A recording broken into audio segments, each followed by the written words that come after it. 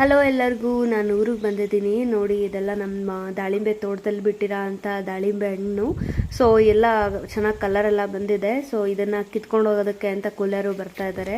ಹಾಗಾಗಿ ನಾನು ಬೆಂಗಳೂರಿಂದ ಊರಿಗೆ ಬಂದಿದ್ದೀನಿ. ಯಾವತ್ತೂ ಕೀಳೋದನ್ನು ನೋಡಿರಲಿಲ್ಲ. ಹಾಗೆ ಕೂಲರ್ ಸ್ವಲ್ಪ ಜಾಸ್ತಿ ಜನ ಬರ್ತಾ ಇದ್ದಾರೆ, ಅವ್ರಿಗೆಲ್ಲ ಅಡುಗೆ ಮಾಡಬೇಕು ಅಂತ ಊರಿಗೆ ಬಂದಿದ್ದೀನಿ.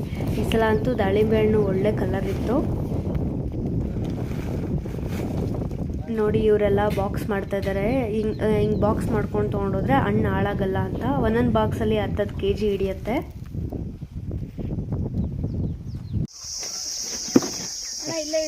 ಯಾಕೆ ಹೇಳ್ರಿ,